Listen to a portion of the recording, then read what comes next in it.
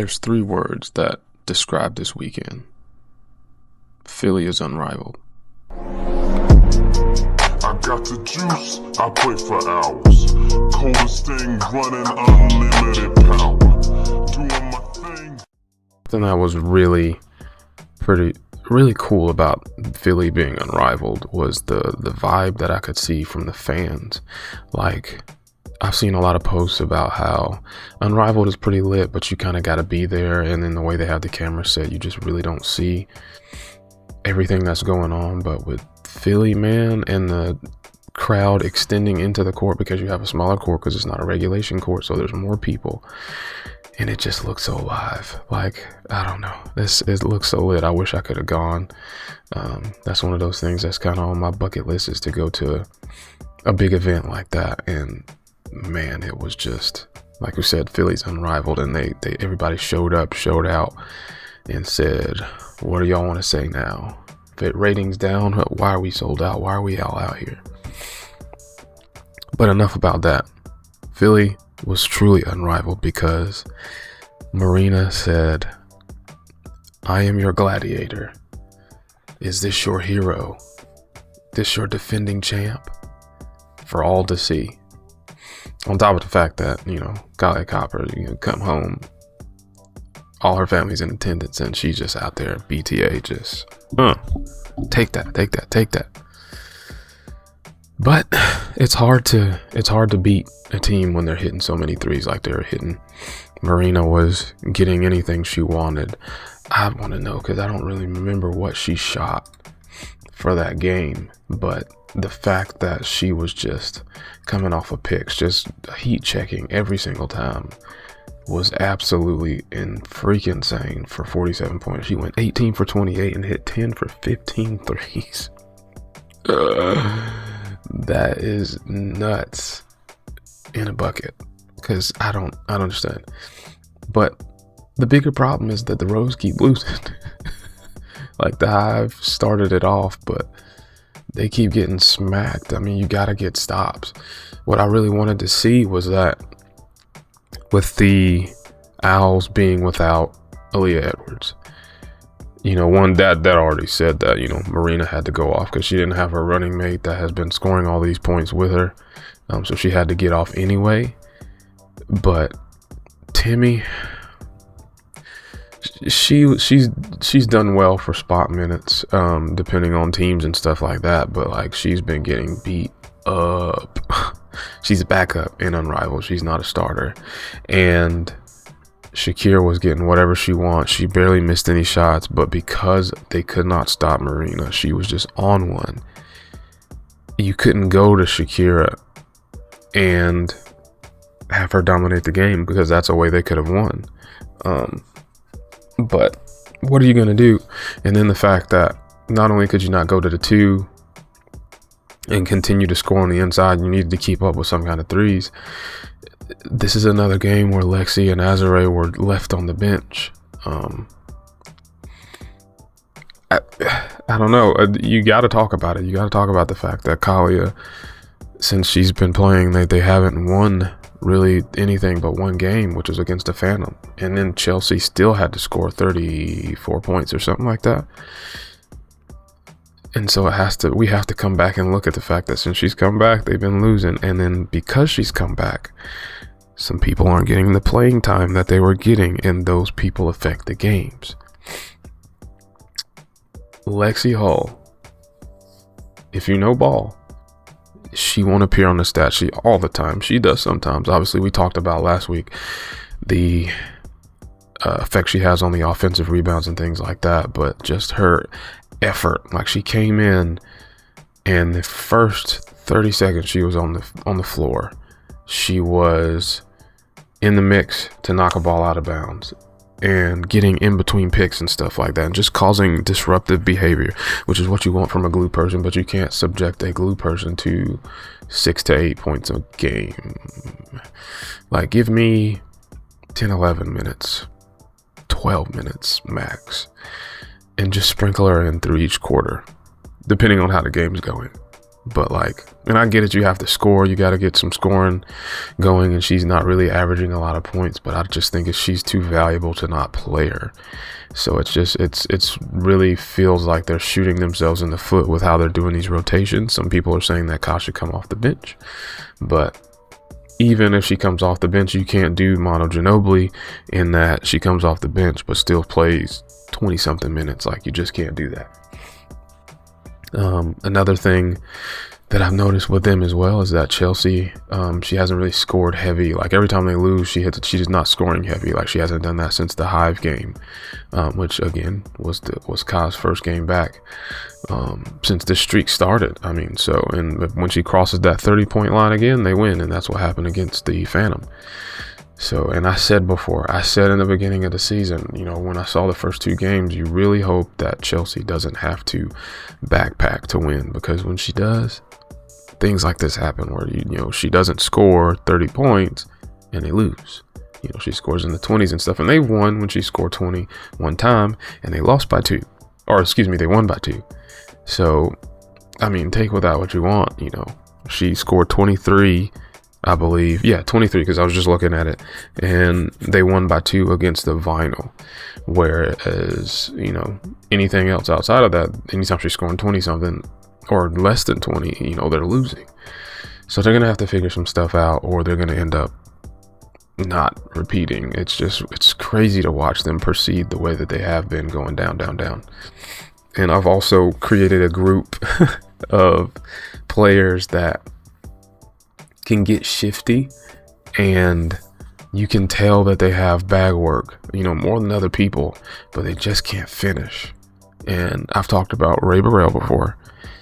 Tisha Heidemann is another one, and Shakira Austin is one. She'll, every once in a while, every couple of games or so, she'll pull out a move that it looks like she's been working on, and she just can't finish. And I really hope that she starts to finish. I really hope that this stuff starts to take, because you could see a whole new Shakira, especially I guess also depends on where she goes and what they ask of her whenever we get a new season again in the W. But I kind of like that for her. But I don't think she's going to be back in Washington. But we're talking about Unrivaled, so we'll put that on pause for a little bit, because I want to talk about the W, but we can't. Well, we can, but we just don't know what's going to happen. Sliding over to the Owls, though. Marina was, like I said, she was on one. She couldn't be stopped.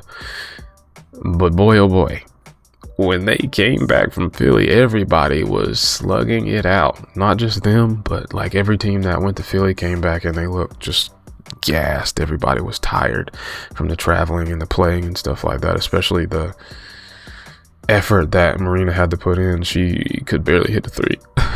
I think she only hit 1, but then she resorted to getting into the paint and posting up, and this was her second double-double that she's had on the season with rebounds. So she probably knew she didn't have the lift she needed to make the shots that she needed, even though she just kept pulling anyways, because she still shot 10 threes, I want to say. Let's see. No, she shot 12. And she only made 1. But she still had 18 off 8 for 24, which is not good, but she was definitely out there trying to get it out of the mud. And realistically, her only having 1 free throw is kind of interesting to see as well. But I'm been glad to see Skylar Diggins pick it up, because if she can slowly come back and get to the way she will be, like should be, after her injuries and stuff like that, and then having AE back in there, Lee Edwards, then this team could turn around. You don't know. It looks like the Vinyl and the Owls could really, not necessarily flip the switch, but they could be sneaky and start winning some games here or there. Like, if they continue to go 1-1 every week, you might have to worry about them. Like, this is getting to the point now where the standings are going to continue to flip if teams win 1-1. So you don't want to leave a week with 2 losses like the Rose did this week, because the Rose lost twice. I don't think anybody else is on a 2-game losing streak besides the ones you would expect, which would be the Hive. and that's it. Anybody else has either lost one or won two or whatever. So it's just, I don't know. Gotta figure that out. I gotta figure that stuff out. But we need to get Aaliyah Edwards back because Timmy she's not she's not doing well. She's doing fine as far as like doing stuff, but like she's missing bunnies that Aaliyah would make, and she's just getting worked. The Phantom, I said Kelsey's first game was her worst when she played against the Breeze, and she had a much better game this time around against the Breeze in Philly. And then when they came back, she had a double-double, pretty sure, against the Owls. Yes, 18 and 10. One of those games where everybody was just slugging it out because they're all tired. I'm interested in seeing her. Like, I want to look more into it, like, because I looked at some statistics and things like that for, what we would need to do to put her in the MVP conversation. She is not doing as well as players like, Chelsea Gray, even though now they're a losing team, Paige, Alicia Gray, and Stewie. But she's right up there. She's made this team. She's one of the driving forces, not the driving force, but one of the driving forces for why this team is winning the way that they are. And, I would even say Aaliyah Boston is up there too in terms of should be getting votes and things, especially defensive player of the year, I would think. And then you have Natasha Cloud, the consummate professional. Seems like the life of the party, and she is a true point guard. I posted on Threads, I was like, man, she's the kind of player that I yearn for, the kind that is just like, it sounds weird, but it's just like, I miss the old school point guard, the point guard that can set up the offense, that can calm the team down and adjust the tempo, and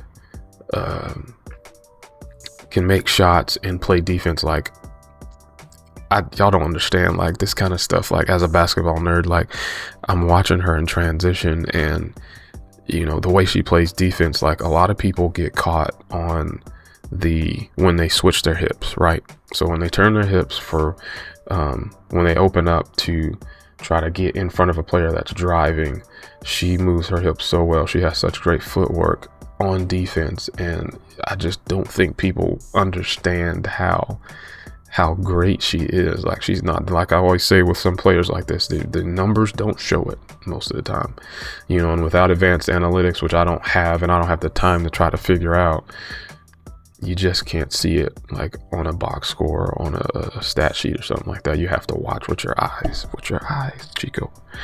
And I think she might have a bid for the defensive team. For me, anyways. I don't care what Unrivaled does. I'm going to have my own team awards and player awards and things like that. And she's going to be in the running for something because every team needs her. And I can only like her right now because when we get back to the W time, it's back to being sad because I'm a Lynx fan and she beat up. She's part of the reason we lost. But anyways, yeah, you had Dana Evans' debut as well. And my goodness, I know she's small, but she just feels like she was so much smaller on the Unrivaled court. I don't know what it is, but because Kelsey Mitchell, Kelsey Plum, Barry McDonald, there's somebody else I can't remember, but just like they all look really small and they're like 5'8", and I know Dana Evans has got to be like 5'6". She's a little baby.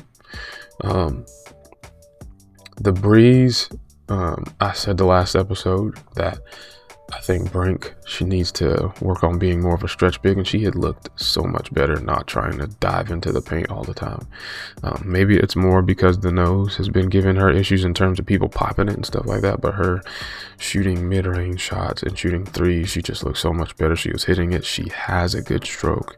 So I don't understand why this was never the thing, and who knows, we could start this next weekend and she could be right back in there in the mix. But she looks so much better stretching the floor. I loved what I saw from her on that. Because even though I didn't go in, she took like a step back and it was just beautiful. I'm just like, Okay, now that's what I want to see. I want to see you create space. I don't want to see you muck it up. I don't want to see you bumping and grinding, because it's just, your game could be so much more effective if you are creating space and being a stretch big and a skill player. Because she should be able to get a shot off versus anybody outside of Dominique and some other players. I don't know, like Ezzy, if she can move around like that. But I need, and speaking of somebody else who I don't necessarily want to be seeing plowing through people, I need Dominique to try to go up and over people because she's tall, and use her size to her advantage, because in the WNBA, everybody is not tall like that. Most people are like maxing out, like good people are maxing out at 6'4", 6'5". Like, you got some other players that are big, but they're not going to be what Dominique could potentially be. Not at all, really. Not that I can think of off the top of my head, unless Miss Liz comes back over here, but I doubt that's going to happen. So when you say that, she's not coming back this way anytime soon. Lee Rue is decent for, her height and everything like that. And she could take a jump as well. So that could be one that could challenge her, but just typically people her they're just not that good.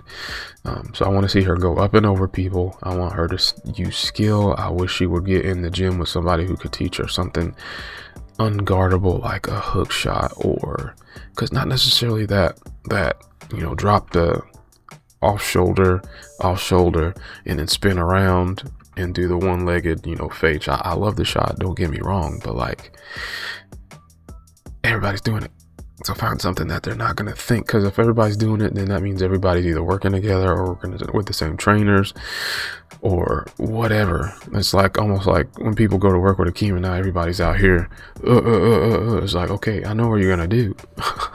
So I need her to do something different and something unguardable, and she will be a destructive force for years to come. She seems like she'd be able to put on muscle maybe a little better than Cam could, which I don't think she necessarily does, because needs to, I should say, because she can hit shots from the outside. Maybe not a 3-point shooter like Cam Brink is, but she can still hit the long mid-range shot, and she can get the post-up shots and stuff. I just want her to get a post-up bag that is more than just trying to shoulder to get you under the rim or whatever. And I think she can do it. She just got to be with the right person to teach her. And I just need her to become finesse and just go for it. I love the fact that Rakia was cooking too, but Rakia's gonna cook, so there's not really much to say on that. She's just one of them ones. With the Mist, I have been looking again at stats, which is most of my conversation is gonna come from. And Veronica Burton is a low key, just like a real deal thief, and she's already scratching the surface with the for top in the steals within the W last year. She missed out on being top 10, but I'm pretty sure she was in the top 20 somewhere. And she was on the all defensive team, and I think that that's not going to be the last time we see her do that as well, because she's for real. And I think this Miss team needs her to play heavy minutes. That lineup of her, Lish and Stewie is one that is going to help them go far. Then you have Arike coming off the bench with Atlanta, and Lee this team is dangerous. This team could be the one holding the crown at the end of the day. Maybe not, we'll see. It's a very complete team. It's a big team. The smallest person is Burton, and she's gonna be getting in you with her hands. She's got quick hands. She knows how to play the passing lanes. Lish does too, and she's getting blocks and steals. Stewie's getting blocks and steals and rebounds. Lish is getting rebounds too. So you have to worry about rebounding from every spot. You got to worry about the defense. Like, this team, like I said, it's a complete team. I don't know what to tell you. And if they start hitting their stride, they could not lose a game again. But yeah, I'm gonna stop glazing them now and move on to the next team. Which 2 teams left. And it's the Hive. Is the one of the last 2. The Hive has some injury issues, and so Ezzy's not playing, right? So one of the two positive things that came out of it was that Monique Billings probably should start going forward. She gives them another scoring punch to go with Sonya and Kelsey, and for the most part she can hold her own versus other bigs unless you play the vinyl, and then you got to deal with Brittany Griner and Hamby, who kind of overpower her. They have the size and height to deal with her, whereas other teams are kind of they're skinny but they're bigs, unless I guess you go against the Mist, would be the only other thing when you have people like Stewie or Lily out there. But I think she should stay out there. But better than that, the other thing is we finally got, I call them Rivertron. We finally got a sighting of Rivertron out there with Sanaya and Sonya out there together, and I was kind of keeping track of, how the score was breaking down as far as on offense and on defense, and for the most part they were doing well together out there. Is it going to win a lot of games? No, but it has looked better than some of the lineups in the past. Like I've said before, I don't think you should run her out there with Natisha and Monique. I think you need to kind of switch it up a little bit. Does she need to work on her game? Yes. Is this still a good setup to have her out there with Sonya and somebody else? Yes. And I love the fact that, even though they, didn't win those games this week, she got downhill against bigs, which I think she needs to do more. And I think she needs to have less of a conscience when she's shooting and just pull, because you hate it when you see it. She catches the ball and then, shoots. And that point you got in your head, just pull the trigger. Also, let's not try to get too shifty. That's the problem, I guess. You have to get shifty because nobody respects your shot. So if nobody respects your shot, they're not going to be that close to the 3-point line. So that means that the defense is going to sink when you can't shoot. So her getting people on transition, like letting her get it off the rim and go against the big, is perfect, because nobody in the league is going to be able to guard against that except people like maybe Aaliyah Boston and some others.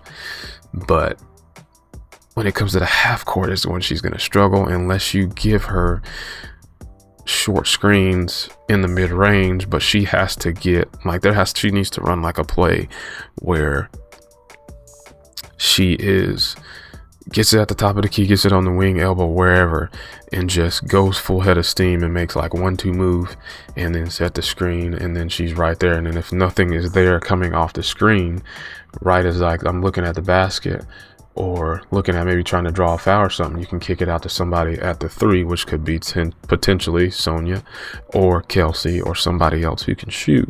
And then, you have a couple of things you can work off of that. You can, go up, boom, and take the foul, go past the pick and, get to the basket if they haven't come to hedge. And if that person's coming to hedge, then you have somebody to the right or to the left, as long as that person isn't playing you as well. Like, they shouldn't be sucked. Now, if she gets successful, then you might suck all 3 people in, and you got all kinds of options.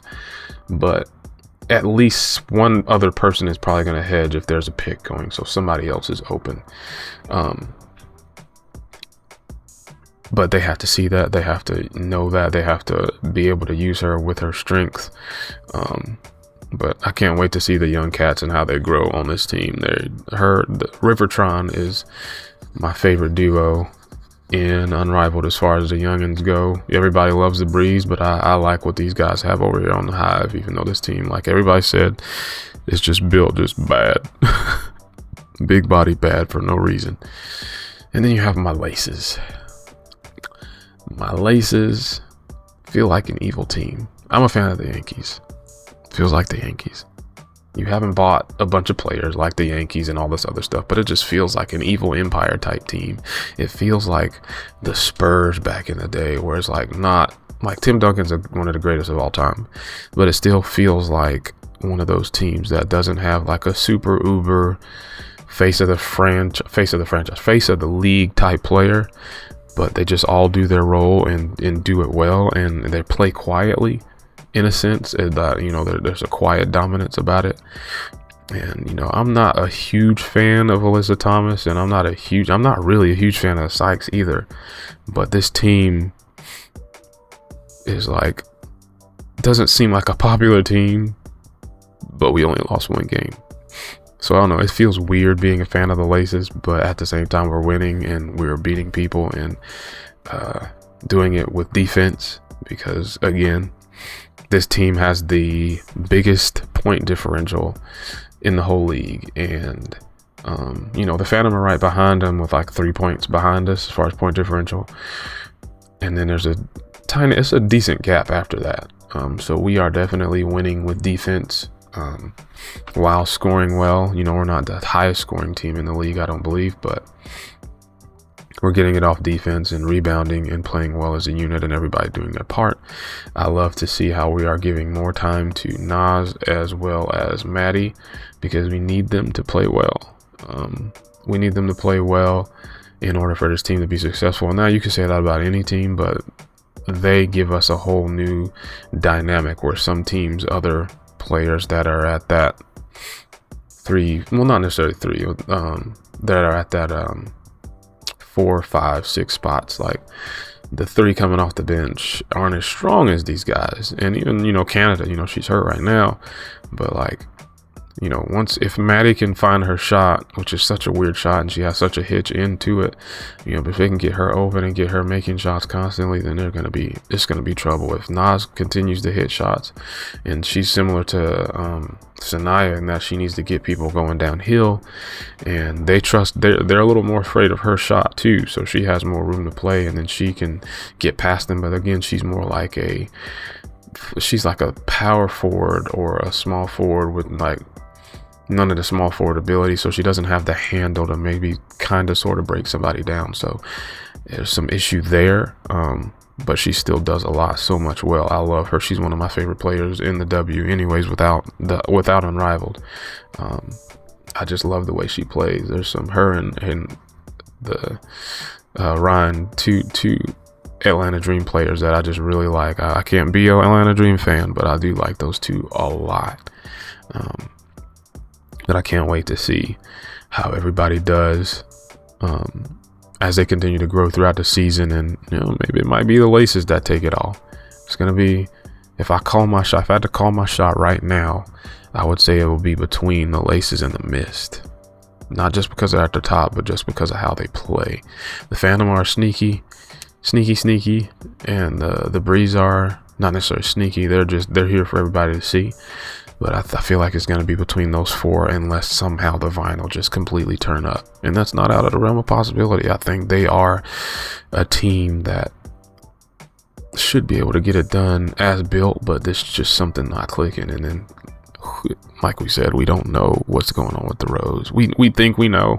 I think we know what it is, but it could be something that we're not seeing. I don't know, but I also feel like I know, and I feel like it's Lexi, and I feel like they need to shift the rotations around. Everything I said last week kind of came to fruition this week with Cam, with Sanaya, and with some other people and stuff like that. So I think if they adjust that way, if you guys are watching my videos, if Unrivaled is in my stuff, somebody go tell them, switch some stuff up.